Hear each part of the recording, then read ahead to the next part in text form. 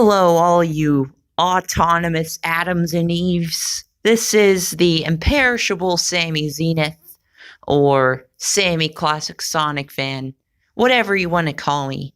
Today, I'm going to be talking about Dragon Ball Heroes, or, well, not necessarily Dragon Ball Heroes. This is more of a Dragon Ball Super discussion, but it relates to the latest episode of Dragon Ball Heroes.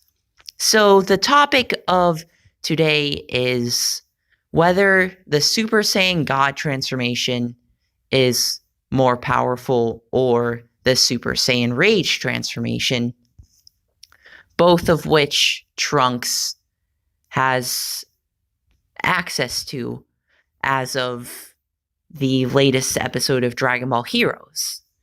So, if I had to go out on a limb, I would say this version of Trunks in the latest Dragon Ball Heroes episode is the most powerful version of Trunks, even in comparison to the one in Dragon Ball Super who unlocked Super Saiyan Rage.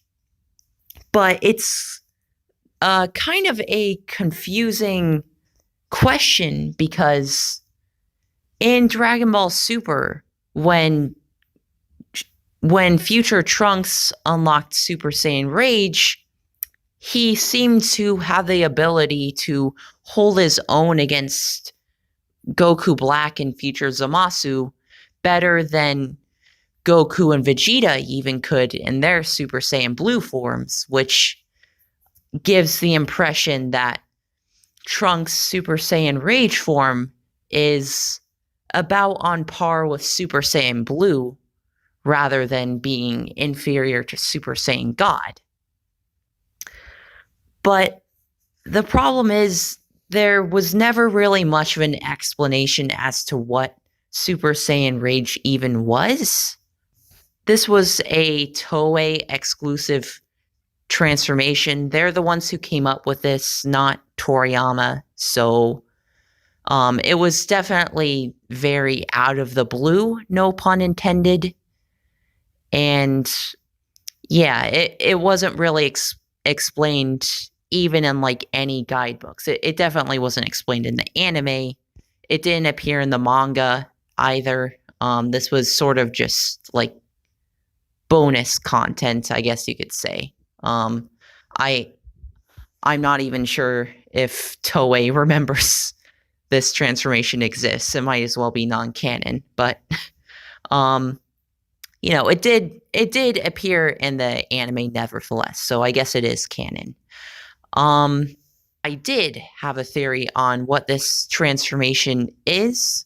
I thought it was Trunks accessing the power of Super Saiyan Blue through rageful emotions rather than through a calm mind. Because Super Saiyan Blue is attained by calming your mind and controlling your ki, and Trunks pretty much attains that power by doing the opposite. However, Super Saiyan Blue has sort of been retconned. It no longer seems like a calm Zen transformation like when it was first introduced. Over time, it's sort of been retconned to be more of a transformation that's fueled by rage. Like in the Tournament of Power, apparently Goku couldn't gather Spirit Bomb energy because Super Saiyan Blue is fueled by rage. So that was definitely some new information. And in Dragon Ball Super Broly, the way Goku transformed into Super Saiyan Blue was completely unlike anything we've seen before of the transformation. This was, you know, more like Goku transforming to Super Saiyan 3. You know, it was just like Goku screaming at the top of his lungs, just pure emotion, you know. So they definitely changed like the nature of Super Saiyan Blue, in my opinion. And I guess with that in mind, that sort of blurs the lines between what exactly the difference between Super Saiyan Blue and Super Saiyan Rage is. So I guess that past theory of mine is sort of out the window. Honestly, at this point in time, I'm more convinced that Super Saiyan Rage is like a preliminary god transformation. It's sort of like the bridge between the golden-haired Super Saiyan transformations and the Saiyan God transformations. So by that logic, Super Saiyan Rage is inferior to Super Saiyan God, but it's confusing because why was Super Saiyan Rage Trunks so powerful in the future Trunks arc compared to Goku and Vegeta? I mean, he was able to cut merged Zamasu in half. Like, yeah, he was channeling Spirit Bomb energy, but he only borrowed energy from like 20 people or something? Not very many people. And yeah, he also had Goku and Vegeta's energy, but still, that was definitely a huge like power boost for Trunks. And even without the Spirit Bomb energy, he was pretty dang powerful. He was definitely on the same level as Super Saiyan Blue Goku and Blue Vegeta. Or, well, I guess not. Vegeta did some like training in the hyperbolic time chamber, and Goku caught up with him pretty quick. So I think they surpassed Trunks again, but still, before all that happened, Trunks like temporarily surpassed them, or at least got on the same plane of power as them.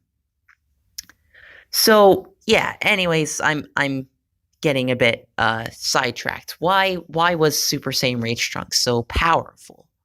I think it's because Trunks was already so powerful in his Super Saiyan 2 form. Like, yeah, earlier in the arc, he did get one-shot by Super Saiyan 3 Goku, but he also, recovered from that. He trained briefly with Vegeta, and got knocked out by the Super Saiyan Blue form.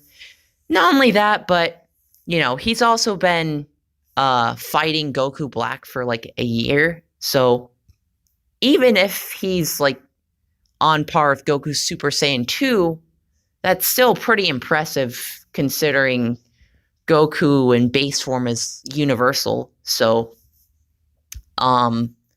yeah, but I think Trunks got like a Zenkai boost after that brief training. And the reason I think that is because a few episodes later, he seemed to be fighting like as Goku's equal against future Zamasu and Goku Black. Like, he was trading blows with Goku Black. It was interesting. It definitely like threw off the power scaling a bit. It kind of made some people upset at the time, but considering all of the like crazy power scaling we saw in the Tournament of Power, in retrospect, it honestly wasn't that crazy in comparison. I think that's just how Dragon Ball Super is. Like, the power scaling in Dragon Ball Super is just so ridiculous compared to Dragon Ball Z. Like, the power boosts are just on a whole nother level compared to how it was in Dragon Ball Z. Like, in Dragon Ball Z, it would take Goku like a year to get twice as strong. Now Goku can get like hundreds of times stronger in the time span of 48 minutes. Obviously, I'm referring to the Tournament of Power. But yeah, yet again, I'm getting sidetracked. I think Trunks was so powerful in his Rage form, which is more of like a preliminary God form. The reason he was so strong was because he was already so powerful in his base form and by extension Super Saiyan 2. So I think that enabled him to be on par with Goku and Vegeta while still having a transformation that isn't necessarily as good as Super Saiyan Blue. That's my opinion, but I do think the Trunks in the latest Dragon Ball Heroes episode is the most powerful version of Trunks we've seen yet. I do think, I am convinced at this point, Super Saiyan God is more powerful, because it requires actual training to achieve, and Trunks didn't actually train to achieve Super Saiyan Rage. He just sort of got it. It didn't really feel earned. I mean, I guess it kind of did after, just all the suffering he's been through, but Goku and Vegeta had to train with gods in order to attain their god forms. It just makes sense. I mean, I guess Goku Black is technically a deity, but I don't know. It's confusing.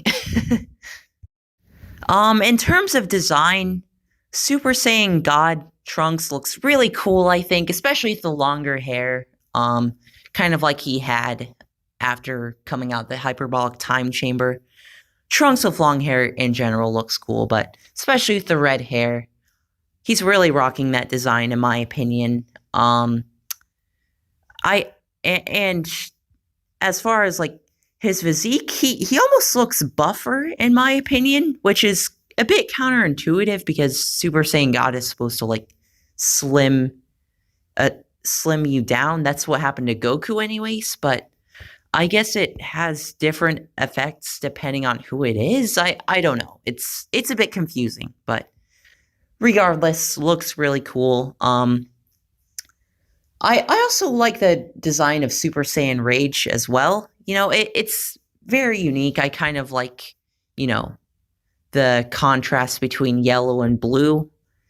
It's a creative design in my opinion. I just wish like Toei handled that concept a bit better, like actually explaining what it was, or having like more build up to that, because it was definitely like just very it was just a very arbitrary power up. It in a way that was like really where all of the wacky power scaling in Dragon Ball Super started. Or I guess Dragon Ball Super had wacky power scaling ever since like the revival of F Saga, just Frieza getting that much stronger in a short amount of time. But I mean, whatever, Frieza just has that much potential, I guess. That's not what I'm here to talk about today, though. I like Frieza. He's awesome.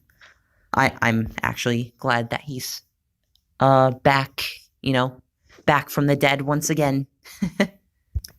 I think I'm gonna wrap up this video. I think Super Saiyan God is the superior transformation. I think it has a higher multiplier, and it makes sense. You have to go through actual God training in order to achieve these actual God transformations. I don't think Super Saiyan Rage is an actual God transformation. It's sort of like it's almost like pseudo Super Saiyan Blue. You know what I mean? It's almost like as I said earlier, it's just a bridge between the golden-haired forms and the God forms. As for what I thought about that Dragon Ball Heroes episode, it was really nothing special. I mean, that's really how I feel about the entirety of the Dragon Ball Heroes series, to be honest. I just generally don't like it that much. It seems like cheap fan service. The animation isn't that good.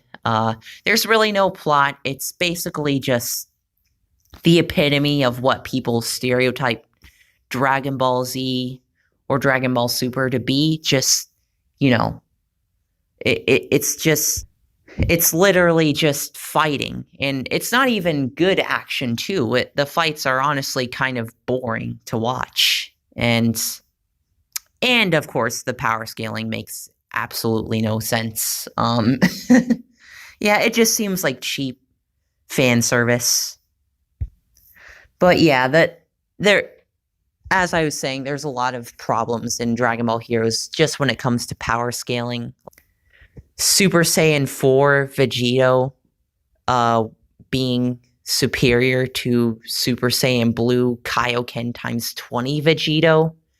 Even though it was Vegito Zeno, he shouldn't be that much stronger than Capsule Corp Vegito, especially considering Capsule Corp Goku and Goku Zeno like fought just a few episodes earlier, and they were pretty much even. So it was just confusing. Like, how is it that Super Saiyan Blue Kaioken times 20 Vegito can't be base Cumber, but Super Saiyan 4 Vegito can be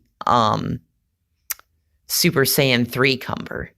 And not only that, but later in the series, Metal Cooler fought Cumber and utterly destroyed him. So I guess Cooler, even in just his final form, is stronger than Vegito. It really makes no sense. And there are other instances of the power scaling just being like bad. Not to mention the repeatious use of Ultra Instinct Goku. And they somehow even made Gogeta look lame in the season 1 finale. I have a lot of complaints about the series. I'm not going to get into all that today. That's not what this video is supposed to be about. In fact, I'm going to wrap this up because this has gone on a bit too long. Thank you all for watching. I hope you liked this Dragon Ball Super discussion. I have a lot of topics in mind that I would like to talk about relating to Dragon Ball Super or just Dragon Ball in general. So, I honestly do think I will be making more content about this for sure. Maybe I should just try to create a script next time, because I definitely got distracted a bit. Anyways, leave a like if you enjoyed the video. Leave a dislike if you think Dragon Ball Heroes is better than the entirety of Dragon Ball, including Dragon Ball, Dragon Ball Z, and Dragon Ball Super, and Dragon Ball GT. If you're that big of a Dragon Ball Heroes fan, go ahead and leave a dislike. Anyways, alright, this has been the imperishable Sammy Zenith, and I am signing out. See you all later.